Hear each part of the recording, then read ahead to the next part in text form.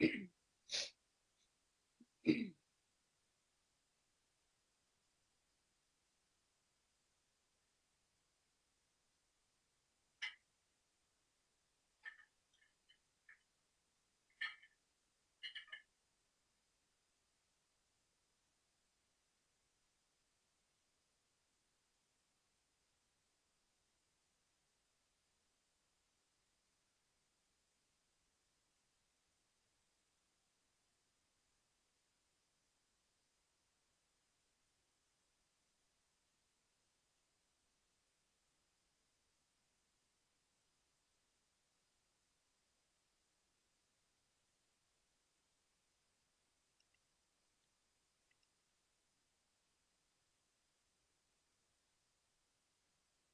good morning, everyone. I hope you can hear me okay. My name is Sandra Postel, and I'm just absolutely thrilled to be with you today to talk about my favorite topic, which is fresh water for National Biodiversity Teach-In Day. And I'm really eager to talk with you about this topic. And as you can see from the title slide here, I've been a National Geographic explorer and co-created this program called Change the Course, which is all about dealing with our water more intentionally, managing it better, using it more wisely, and we're going to talk about all that today.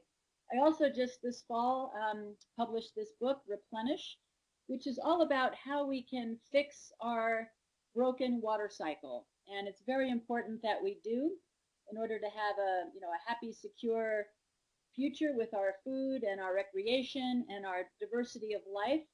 So we're going to talk about all of these ideas today, and I'm very eager to also take your questions. What I think I'll do is talk for a bit, present my slides, and then leave time for questions with you all at the end, if that's okay. So definitely keep your questions, write them down in the chat box, and we'll get to those as soon as I finish up here. And if you have an immediate question, I'll try to see that if it's a clarification of something. And if I don't, I apologize, hold on to it till the end, okay? All right, so here we go. So one thing we know is that we're incredibly lucky to live on this water-wealthy planet of Earth, right? If you look at Earth in space, like this photograph shows you, it tells us we have this incredibly beautiful water-wealthy planet. It's like a gem in the darkness of space, mostly because of all that swirling white and blue. The blue, that's our water. But of course, that water is not that plentiful when you look at what's fresh, right? Only less than 1% of all of that blue that you're seeing is both fresh, able to drink, and accessible to us, where we can actually get it. And of course, that water is finite, right? There's only so much there. You can see it's finite. But our demands for water, the things we use it for, have not been finite, right? They've been growing and growing over time. And all the things that you're seeing in the room right now, the clothes you're wearing, the chair you're sitting on, the electricity that's lighting the room, all of that takes water to make, right? We tend to think of water only when it's coming out of the tap. But in fact, everything that's around us, everything we use and wear and buy and eat takes water to make. And sometimes a surprising amount of water. Many of us today have on a cotton shirt. Take a guess in your mind how many gallons of water it takes to make a cotton shirt. It can actually take as much as 700 gallons of water to make one cotton shirt. And that's because it takes a lot of water to grow the cotton out in the farmer's field. So think about that, right? How many cotton t-shirts do we have? All that water. Delicious margarita pizza. Maybe some of us are going to have pizza later today. I don't know. But if you think about the amount of water it takes to make one pizza, it can be quite a lot. Here we go. About 330 gallons to make one delicious pizza. And again, most of that is to grow the tomatoes that make the tomato sauce, to feed the cattle that we milk to make the cheese. So it's, again, a lot of it is the food, right? It takes a lot of water to grow food and produce what we eat. And then, of course, if we multiply all those gallons, right, by the number of people on planet Earth, we can begin to understand, here we go, right? Pizzas, cotton t-shirts, all the things we use and wear and buy times, at this point, nearly 7.5 billion people that share the planet. And we can begin to understand why we have a map like this that shows in red all the places, red and orange, all the places where we have problems of depleting our water supply, using more water than is there. And this is becoming a real serious problem right around the world, that we're taking more water out of a watershed than is there to be used. And so what we see around the world are pictures like this, right? Dry rivers. Here's the Rio Grande, not too far from where I live here in New Mexico. This is a very important river in the Southwest, and parts of the year completely dry. Here's a very important river in Australia, the Murray, which is very important to their agriculture and their economy in the southeastern part of Australia. And of course, here's the Colorado River, kind of the lifeline for the American Southwest. And this is the last 90 miles of the river, which actually flows in Mexico. We think of the Colorado as our river in the United States, but the last 92 miles or so actually run through Mexico. And it's dry because all the water is removed from the channel before it gets there. And so this is a big problem too, a very important river, and we're going to come back to this river a little bit later, okay? We also see, because of our use of water, our use of the land, we've lost up to 50% of the world's wetlands. And this is very important for our topic of biodiversity, because wetlands are very, very important for birds and wildlife, and of course fish and all the aquatic organisms that live in rivers and lakes and in wetlands. So we lose those wetlands, we're losing an important part of that hydrologic cycle that creates very critical habitat, right, for all of those different species. So for example, here's a colleague of mine, another National Geographic explorer, Zeb Hogan. Some of you may have seen him. He's been on Nat Geo television shows, and he studies megafish. And this is a female Mississippi paddlefish. And it's one of those species that is vulnerable to extinction because of all the dams we've put on the Missouri and all the ways we've changed the habitat for that important, very iconic fish. And then we have things like freshwater mussels. We don't tend to think about them as very charismatic species like that paddlefish, but these critters are very, very important to the water quality. These little aquatic organisms can filter as much as 8 gallons of water a day. So they're like little treatment plants. They filter the pollutants out of the water through their system and return that water cleaner than it was when they took it in. So they're like little treatment plants in our rivers and streams and lakes. And yet 2/3 of them are imperiled now. They're at risk of extinction, again, because of pollution, because of changes in the way water flows in rivers, and changes in habitats. So keep these kinds of things in mind. These species are very important to us. We share the water with them, but because of our ways of using and managing water, their lives are kind of at risk, okay? Part of the reason is all of these dams that we've constructed. Now, dams have provided very important benefits to us humans. They generate hydropower for us. We supply water for irrigation to grow our crops. We provide water supply through those reservoirs, control floods with those dams, and of course recreation on these reservoirs, to boat and swim sometimes. And so very important purposes, and we've constructed, as you can see, a lot of them. Back in 1950, we had maybe 5,000 of these big dams. And by the way, the dam you're seeing right here is the Hoover Dam on the Colorado River, one of the big mega dams in our country. Today we have 58,000 large dams. So we've been building, if you do the math, about 2 large dams a day, every day, for more than half a century. So that's a big change to the world of rivers, right? We're putting this, imagine putting a dam in the artery of your body, right? Your body can't move all the nutrients and all the important elements in your bloodstream to other parts of the body. It's the same sort of thing with a river. If we put a big dam there, it's not able to flow and bring sediment to the deltas and the coastline and do all of the important work that rivers do. So while we've gotten a lot of benefit from dams, it's had kind of a downside in terms of the ecosystem and the habitat. We've also been moving water around. Here's the California aqueduct, which brings water from Northern California hundreds of miles down to Southern California. And cities around the world rely on these big, what we call diversion schemes that bring water from one place to another. Again, beneficial to us. We couldn't have cities like Los Angeles, Las Vegas, Phoenix, Tucson in the desert, in the dry West without these big projects. We wouldn't be able to have the populations supplied with water without these kinds of projects. Another way we've kind of broken the water cycle that's a bit out of sight, out of mind, is groundwater depletion. The fact that we're pulling more water out of these underground aquifers than nature is recharging. So we're depleting that underground supply. And in a way, you can think of that as if we're using some of tomorrow's water to meet our needs today, because that water should be there for tomorrow too, but we're taking too much today. So one of the challenges we have is to figure that out. How do we balance our use of water with what nature is putting in, or what we can put back into that aquifer? So groundwater depletion, we're going to come back to that in a minute too.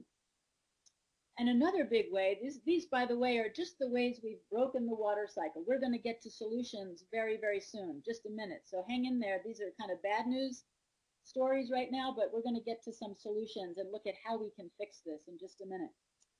So important part of the water cycle, we often don't think about it. In fact, I spent a lot of years looking at water from a global perspective and didn't pay enough attention to the reservoir of water that's right beneath our feet, right in the soil.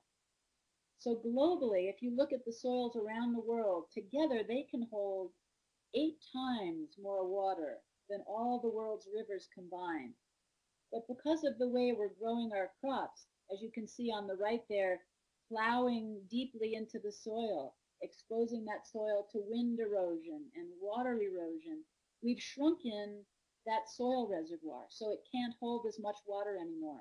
So when a farmer has a field that can't store as much water anymore, he or she is more susceptible to drought consequences, right? Because the soil isn't holding as much water, so when the rains don't come, there's not as much water there to draw upon.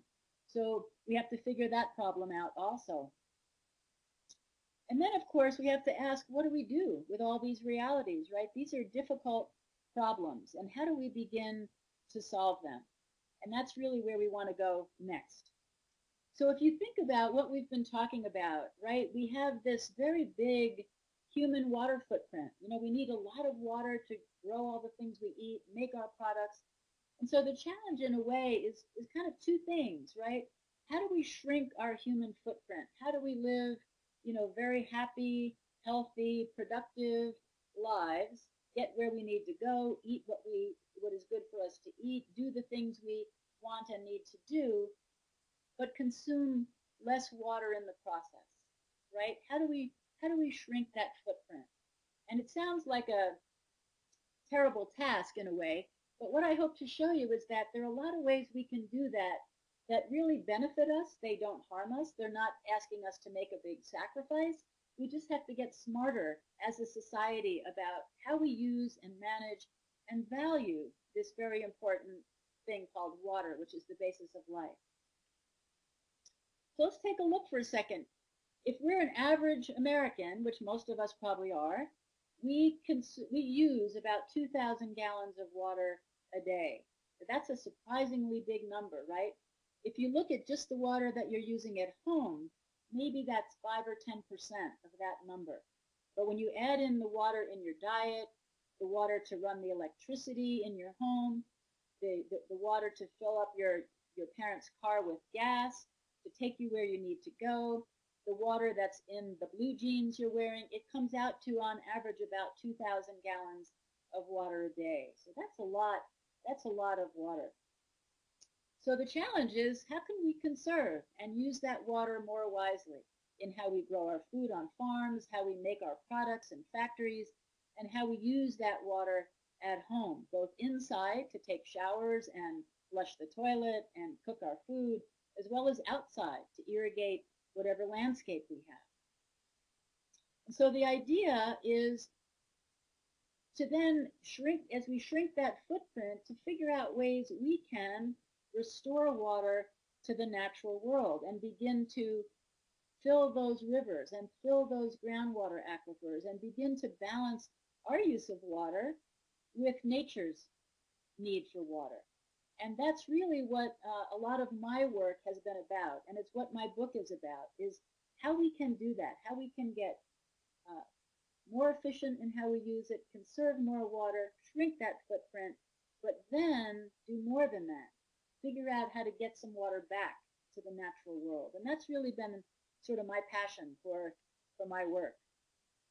One of the ways we're doing that is through this water stewardship program that we started when I was at National Geographic with our partners, and we called it Change the Course. And the idea is to change the course of our water future, to make it better, to make our ecosystems and our rivers and wetlands healthier. And so the idea is to engage the public to understand their water footprint, make a pledge, a voluntary pledge to conserve, just in your own mind, what can you do? And then we have sponsors that fund projects in the real world, and we work with conservation groups on the ground to return water to nature, to restore water to rivers and wetlands. And we've so far had 40 projects across 11 states and Mexico that together have restored about 8 billion gallons of water to the natural world.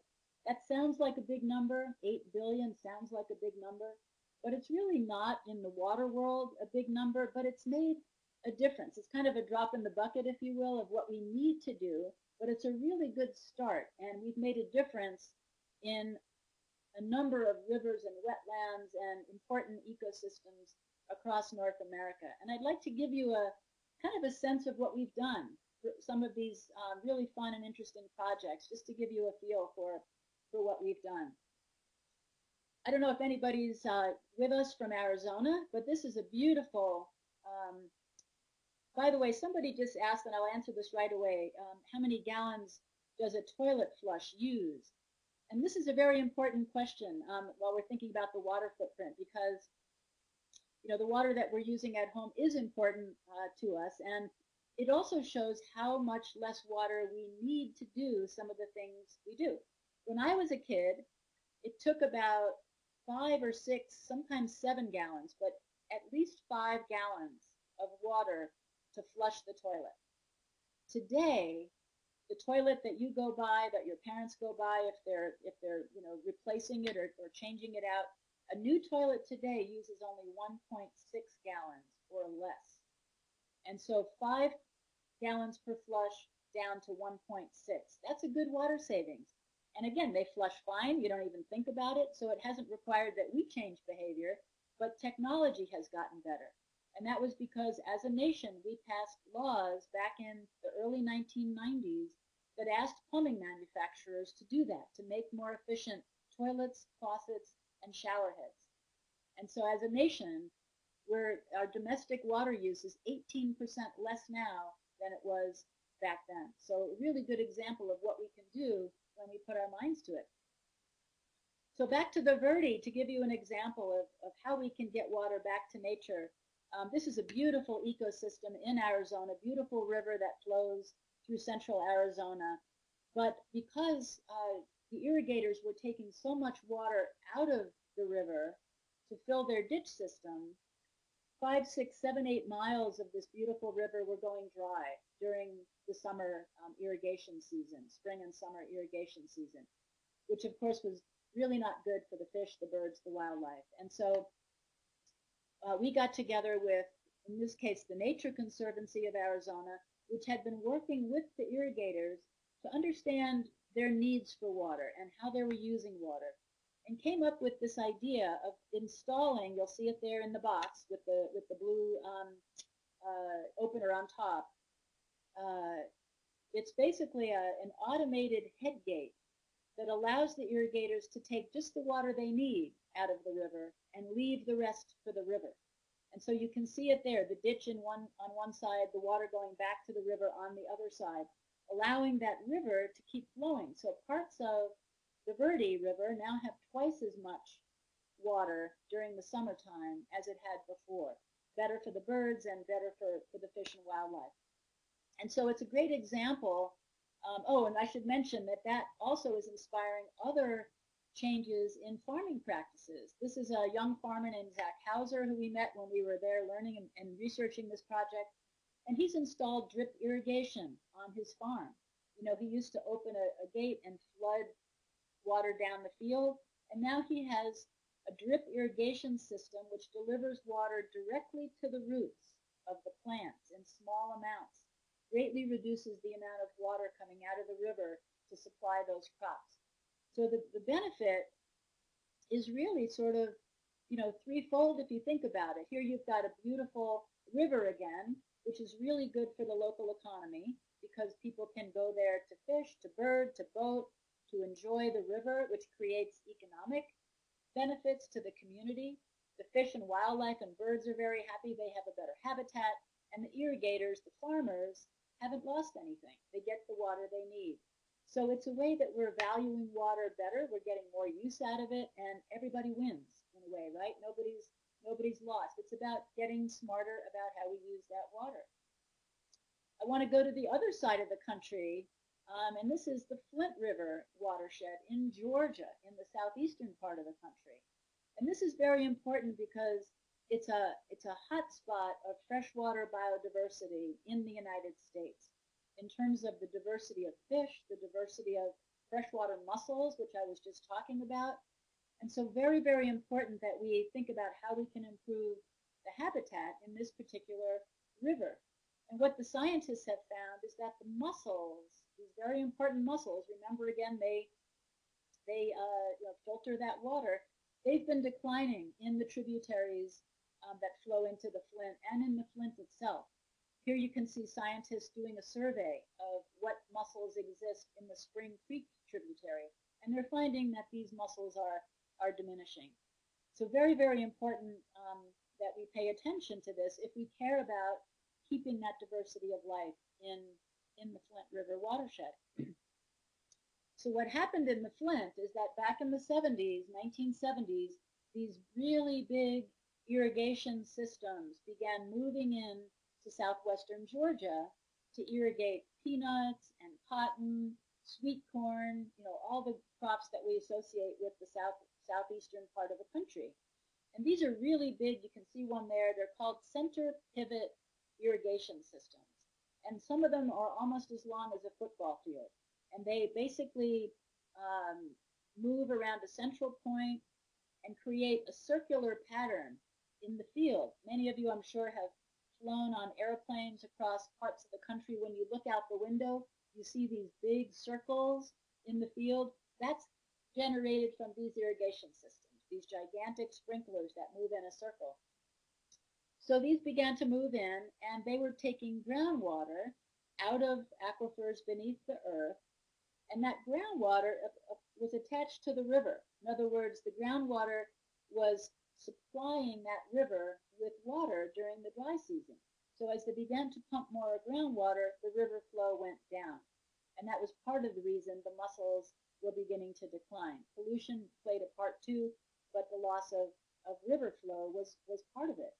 And so what we're working with, our Change the Course program, with the academic community. This gentleman in the green shirt is a researcher and director of a laboratory at the University of Georgia, working with scientists at the University of Georgia. Casey Cox there on the right is the head of the Flint River Partnership, working to balance the water needs of the basin, of the watershed. And again, it's an example of how we can get smarter about how we irrigate and grow the crops we need, but also leave more water for the river. In this case, they're using computer technology, information technology, to measure the soil moisture in the field, capture that information on a computer, send it to that control box that Casey Cox is standing near, and then program the irrigation system to deliver just the amount of water the field needs at different points in the field. So if zone A requires less water to grow the crop than zone B, less water is delivered to zone A. So it's getting much more specific, more precise about how we irrigate the field. And you can save 15–20% of your water doing that, leaving more water in the ground and leaving more water to replenish the aquifer and the river. And so what they're finding is, yes, we can get more crop per drop. We can have higher yield or as good a yield, but use less water. And the research on peanuts and cotton has shown they can get 30–40% more crop per drop, saving water and yet keeping your food production healthy. So just another example about ways we can get better about our water use. A really interesting effort going on in California. Some of you may remember reading the newspaper last year where there was tremendous flooding in California as a result of the rains. This year is looking dry again, but last year was a very, very wet year. Lots of floodwater in coming down through Northern California. And what they decided to do was take advantage of that floodwater to try to recharge, replenish the groundwater below. And because the Central Valley is just filled with farmland, there wasn't a lot of area to use to do that. And so this is a partnership between farmers and between farmers, the irrigators, between scientists who are going to study the effects of this, and the conservation community to try to replenish groundwater and bring that groundwater supply back up. The Central Valley of California is where many of our fruits and vegetables are grown. If you're eating strawberries, avocados, those kinds of fruits and vegetables, very often they're coming from the Central Valley of California. So it's a very important food producing area for us in the United States. And here are two of the participants in that. Nick Blom is an almond farmer I went to meet when I was writing my book, and he had dedicated 5 acres of his almond farm to that project. You can see that this is his farm on the right that's being flooded. And water scientist from UC Davis named Helen Dahlke, she's a hydrologist, is studying the effects of this, because if you're a farmer, you're not sure you want your field flooded in the wintertime if you don't know what's it going to do to my trees, what's it going to do to the soil, what's it going to do to the roots. So you want to make sure that it's not going to harm your trees and your crops before you agree to allow that land to be flooded in the wintertime to do that recharge of the groundwater. And so far they've found that pretty much it's okay to do. We can do this to an almond orchard with very little impact, it seems, on the trees and the yield of the almonds. They're still studying it, so we have some years left to make sure that's true.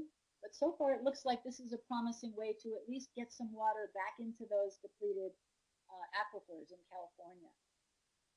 The last story I'd like to tell before we turn to your questions is the story of the Colorado River Delta. This has been one of the highlights of my life, to be able to witness this great event. And let me give you a little bit of background. So back in November of 2012, the United States and Mexico did something that I think most people would have thought completely impossible. They signed an agreement, an update, if you will, to the treaty between the two countries on how they share the Colorado River. And that update, basically that change or that amendment to the treaty, did a number of different things. It allowed Mexico to store water in Lake Mead. Remember that big reservoir I showed you behind Hoover Dam? Allowed Mexico to store some of its water there. And it did a couple other things in addition to agreeing to a 5-year experiment to restore some water to the Colorado Delta. This is another picture of the dry delta without any water. It's a beautiful photo, but there's no water there, right? The delta is completely dry. And you can recall the dry Colorado River I showed you earlier this morning. So Okay, this is a 5-year experiment, and the idea was to mimic how nature would have provided a flood to the Colorado in the early springtime. So without any of the dams on the Colorado River, the snow melt in the Colorado Rocky Mountains would melt in the spring and flood through the system and out through the delta and reach the sea. So the Colorado would pour huge volumes of water into the Gulf of California, what in Mexico is called the Sea of Cortez. And it's a big water body that's part of the Pacific Ocean. And so the idea was to take a small volume of water and mimic what nature would have done in that springtime. A small volume of water and mimic what nature would have done in that springtime. And so on March 23rd, I believe it was, a Sunday morning in 2014, so this is about 4 years ago now, engineers lifted the gates at this dam, the Morelos Dam, which is the very last dam on the Colorado River. It's right at the U.S.-Mexico border, but on the Mexico side. And so they lifted the gates of the dam, and water for the first time in a long time began to come through the dam and into the delta. Now, just so you understand, these gates are usually closed, and this is where Mexico takes its allotment of the Colorado River to supply its agriculture and its cities. By treaty, the United States gets 90% of the water and Mexico gets 10%. And so Mexico would take its 10% right here. And so nothing would be flowing beyond the dam. But in this instance, the gates were opened, water began to flow through. And it's called a pulse flow because it's a pulse of water that mimics that natural flood in the spring. And so here we go, the water, and this was, so understand this was sort of the first time anyone had done this. This was an experiment. It was giving the Colorado Delta some water back. And I'm going to show you a few photos from the couple of weeks that a National Geographic team and I were down there experiencing this very unusual, very sort of exciting experiment. So within a couple days, the upper part of the delta was flowing really big, just like this. So I'm there in the front in the first canoe. The gentleman in the second canoe, first one with the hat, is an ecologist who can identify 350. His name is Osvel Hinojosa Huerta. He's a fabulous Mexican ecologist, works with one of the biggest conservation groups in Mexico, and he can identify 350 birds just by their sound. And so this whole time we were canoeing, he was identifying the birds that were already coming back to the river. And on this particular trip, I believe we heard or saw 40 different species of birds. And again, this had just started. In the morning, we would go out and try to find where the river was. So picture the river is gradually going downstream through its very sandy channel, trying to find the channel, replenishing very gradually the channel, and continuing to move toward the sea. So this is just a typical shot of us out in the morning looking for the river. That's me in the blue shirt on the left taking notes, of course. I was going to be writing a book and writing blogs, and so I was taking copious notes. And then we would have shots like this where the one on the left, we would be there on, let's say, a Wednesday, and then a couple days later, the very same place would be filled with water. It was just sort of an amazing before and after experience as the Colorado River was finding its channel. This was an amazing situation. We had, as scientists, we had been focused on the experiment, the ecosystem benefits, what's going to happen to the delta. Is it going to get more vegetation? Is it going to improve? Is the water actually going to make it all the way to the sea? But there was a fabulous community story, a social story about these kids in the town of San Luis Rio, Colorado, who had never seen the river that had given their town its name. They live in a town called San Luis Rio, Colorado, but they had never seen the Colorado River. It had never been there. And they came out to welcome the river, to picnic, to barbecue, to play. There was music, there were dogs. kids were playing and screaming and having fun. Their river was home. And it was a fabulous moment to just see the happiness in the community that the river they had never seen had come back. Of course, the sad part was it was only temporary. I think these little kids thought the river is here to stay, but of course this was just an experiment, and the river was unfortunately going to go away again.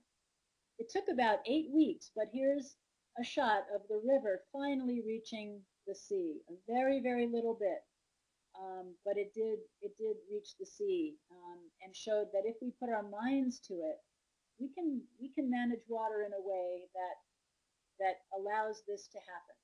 You know, to come together as two different nations, sharing a river, the farmers, the cities, the conservationists working across the border, talking, how can we get this done?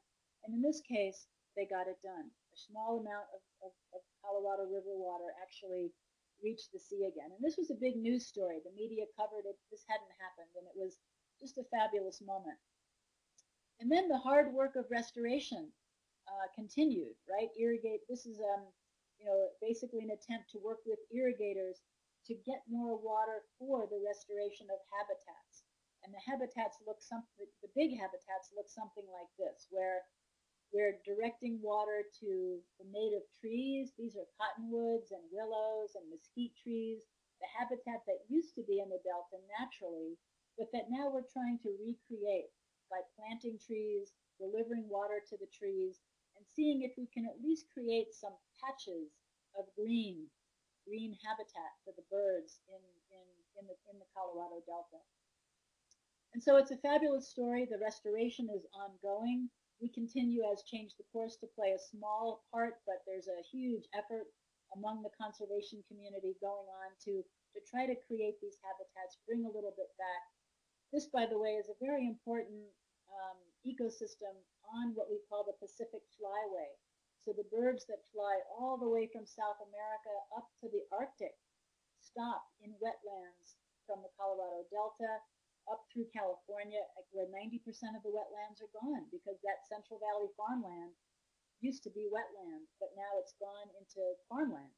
So these patches of habitat are really critical stepping stones now to make sure the birds have places to stop and rest and feed and nest on their way from South America up to the Arctic. So a small bit of restoration work maybe can make a difference.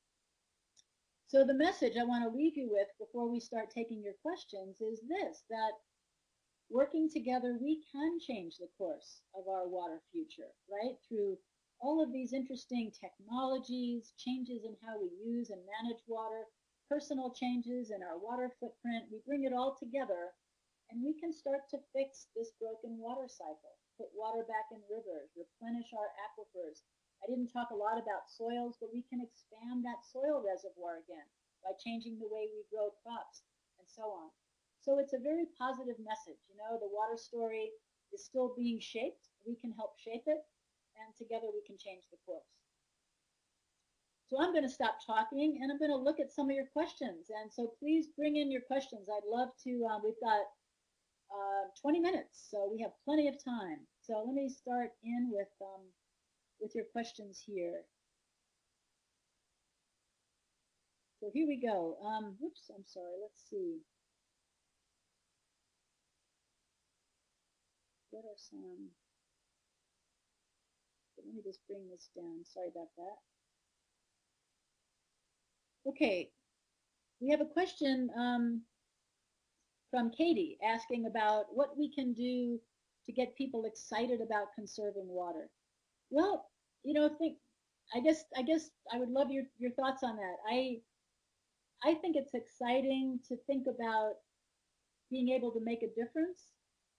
And so I think if you're whatever community you're in, the first thing I think that's important to do is to know what the source of your water is. When you turn on the tap at home to wash a vegetable or brush your teeth, or when you turn on the shower to take a shower, where is that water coming from? Is it coming from a local lake or reservoir? Is it coming from underground? Is it coming from a river? And understand that source so that you feel connected to it. And then when you conserve water, you can have in your mind the idea that, oh, I'm helping to keep water, back in that important river where I go, to to play or to fish or to ride in a canoe or a boat. And so I think that connection is the first step, is to understand our source of water and how we can help improve it. So I think that would be the first thing. And then to get excited about the fact that if we do use less water and we have a community that's interested in a healthier river, we can be a part of that, right? We can be a part of making this world a healthier place. I think that's really important. So here's Nathan's question. Oh, wait a second now. We have a couple others. What is your advice for the small town farmers and watering their gardens? So I think, irrigation is such an important use of water. We need it to grow crops. But as I've been talking about this morning, we can irrigate our crops much more efficiently. We can also water our home gardens much more efficiently. Only water when it's necessary. Use efficient methods to irrigate. The drip irrigation that I showed Zach Hauser putting into his field in Arizona, we have similar, soaker hoses, drip irrigation systems. If you have a garden at home, you can irrigate that garden more efficiently. Farmers can do the same. So I think the big, sort of silver lining to me is that, technology is improving all the time. And if we give farmers the incentive, the motivation to put those technologies to use, we can save a lot of water. But we need to encourage them to do it. They're business people just like, our parents are, and some of your parents, I'm sure, are farmers, very good business people. They have to be. So you need to incentivize. You need to have financial incentives or some way to motivate these technologies to be put to use, right? And so I think that's part of the challenge, is just getting these technologies out there. Drip irrigation, as I mentioned, is very important for watering crops more efficiently, but only about 8% of all of the cropland in the U.S. is irrigated this way. So we can do better. We can do better. Let's see another question. Austin asks, oh, actually, let me go up one. Sorry, let me just go up one there. I saw a question about a mussel.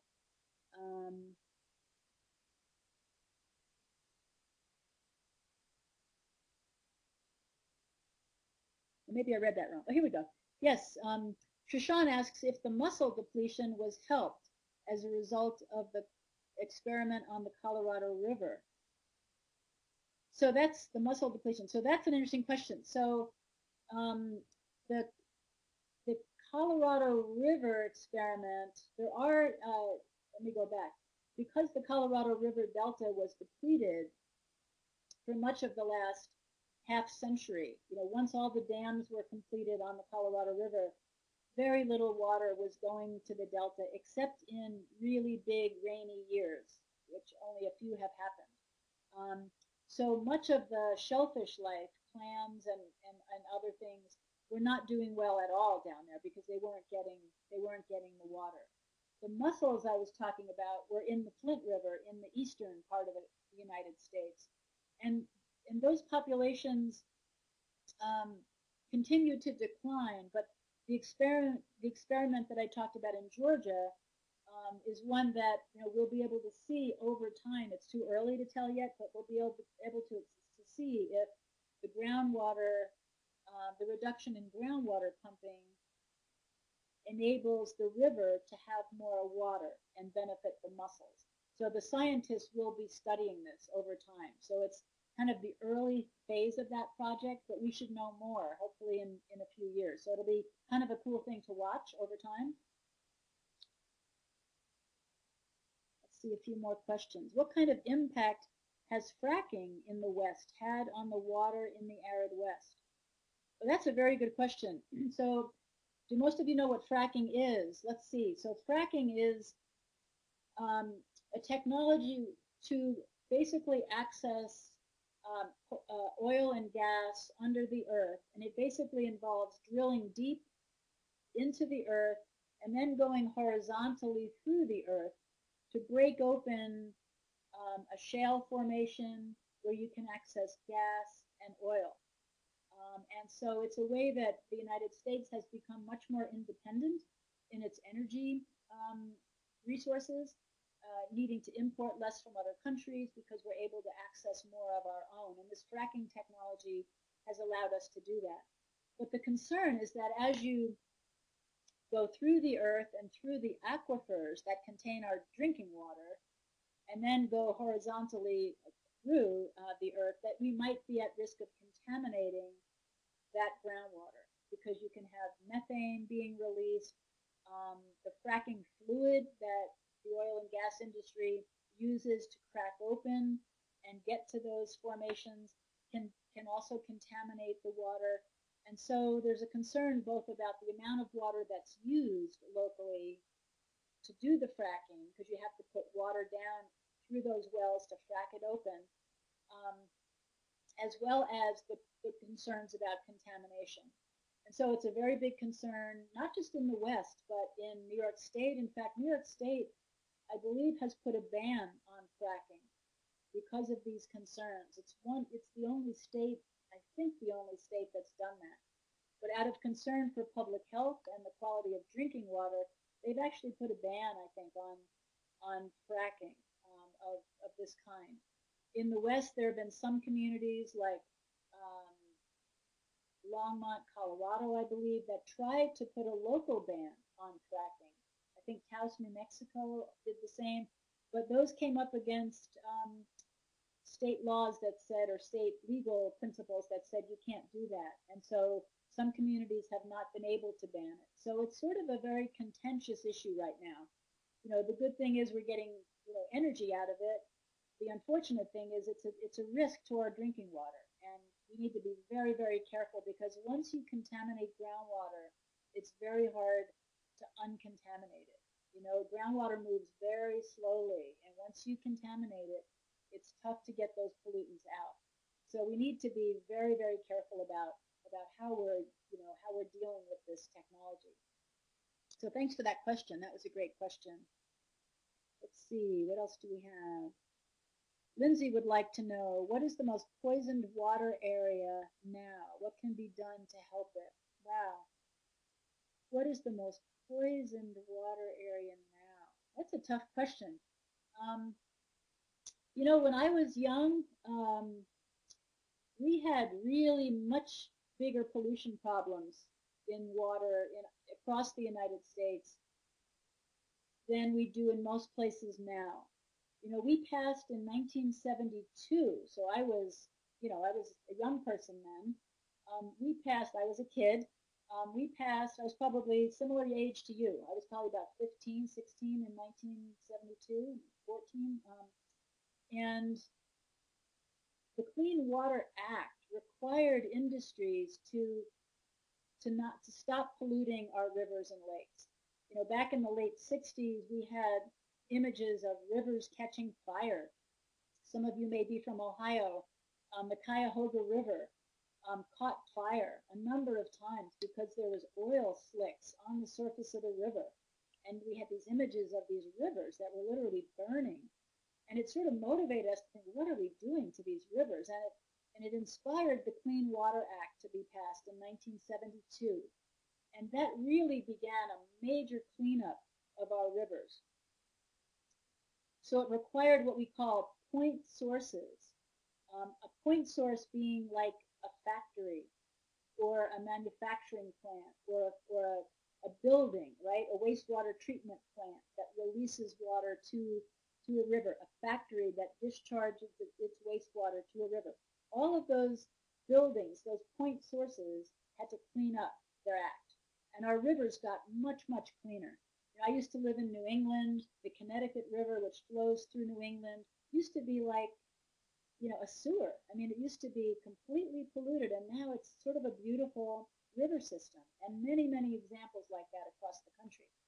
But what we haven't done yet is clean up the pollution that's coming from what we call non-point sources. And so this is agriculture, right? The broad pollution that comes from our farmland, the nitrates and phosphates that come off of farmland from fertilizers and flow into our creeks and our streams and our rivers and then eventually flow out to sea. It also doesn't include the pollution that comes from our septic systems. Many of us who live in big suburban or rural areas, when we flush a toilet, it goes to a septic system on our own home site, right? It doesn't always go into a sewer system and off to a treatment plant. Many of us, including me here in New Mexico, we have a septic system that treats that water on site, but it doesn't treat it very well. It doesn't take the nitrogen out. And so all along the eastern seaboard, we have a problem from septic systems creating these loads of nitrogen going into our groundwater, going into our creeks, going into our lakes, and eventually to our coastline. So I grew up on Long Island in New York, and there's a big problem out there now of what we call toxic algal blooms, where the nitrogen, which is, it's a fertilizer, it helps plants to grow, but that nitrogen is causing algae to grow too fast and too much. And some of this algae is toxic. And so we're having to shut down shellfishing areas, shut down lakes to swimming.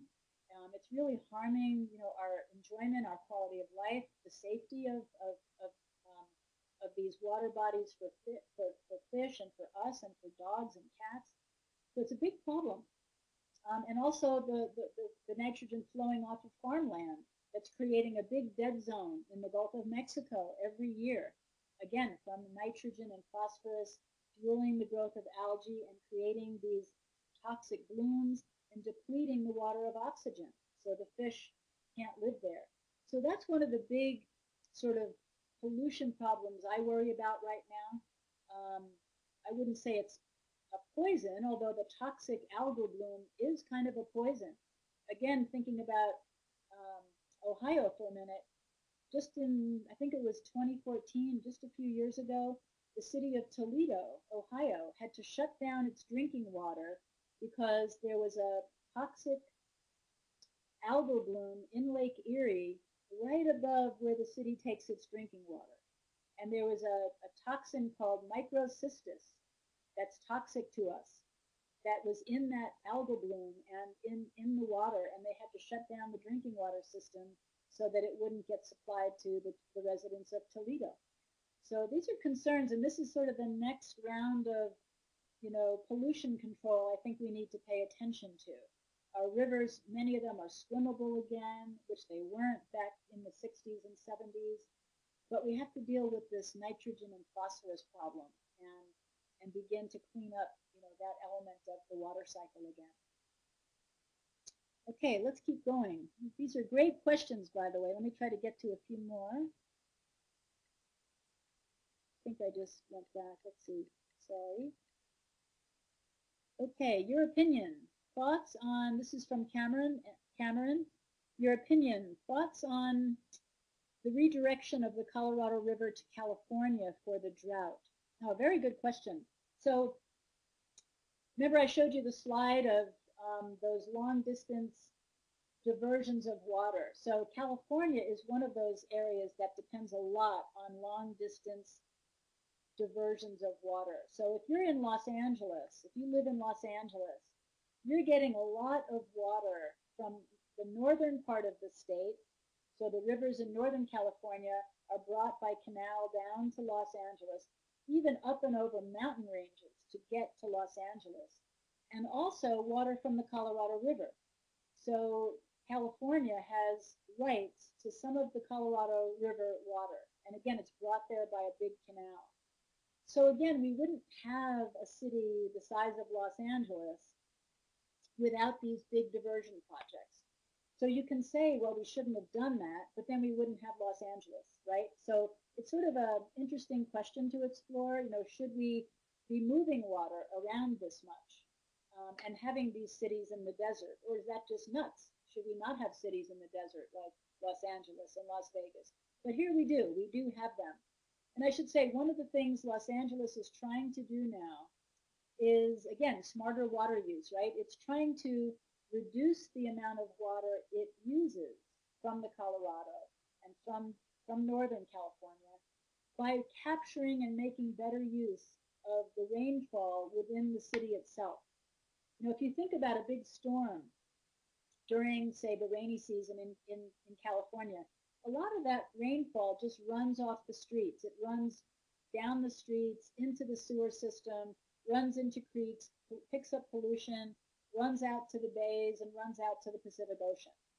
So what what Los Angeles is trying to do now is put in what we call green infrastructure within the city, planting trees in important places, building kind of what we call bioswales, kind of depressions alongside the roads, so that when it rains, the water flows gradually into these depressions in the land and allows it to recharge the soil and recharge the groundwater rather than flooding the streets and picking up pollution and polluting the bays and seas. So along with conservation, and Los Angeles has done a very good job as well with conservation, could do much better outdoors. There's still a lot of green lawns, a lot of inefficient sprinkling of the green lawns. So I think moving toward more native landscaping, less irrigation of green lawns and so on is the next step for them in conservation. But they've done a good job of reducing their water use indoors. And during the drought, Governor Brown asked everybody in California to reduce their water use by 25%. So using 1/4 less water every day than they had been before. And pretty much they met that goal, which was incredible, right? Pretty much. So we can do it when we put our minds to it and come together and are asked to do it. So I think, to your question, I think, the goal that Los Angeles has set of needing less Colorado River water is a good one, because with climate change coming along, and we didn't talk a lot about climate change, but all these problems are going to get much more complicated with climate change. As climate change comes along, what the scientists are telling us is that there's going to be less water in the Colorado River.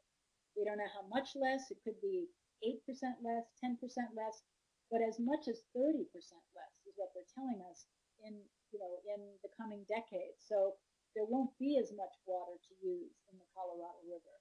And so figuring out how to get by with less is going to be really important. And so Los Angeles is trying to start doing that now. So that's a long-winded answer, but I think an important question about how we can become more resilient in our use of water, deal better with floods, deal better with droughts.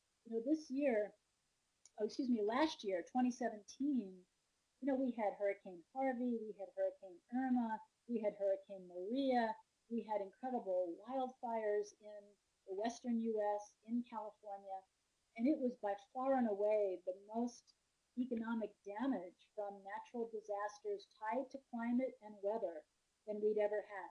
$306 billion of damage last year from climate and weather disasters. So we need to think differently about our water cycle and how we're going to capture those floods, manage those floods, be prepared for more drought, deal with one of the stories, manage those floods, be prepared for more drought, deal with one of the stories in my book that I talk about in Replenish is a community coming together here in New Mexico, the city of Albuquerque, and becoming more resilient to wildfire. Because when we had a mega fire a few years back, it threw all of this debris and sediment and soil and burned out logs into the river, which then became a contamination problem for the drinking water downstream.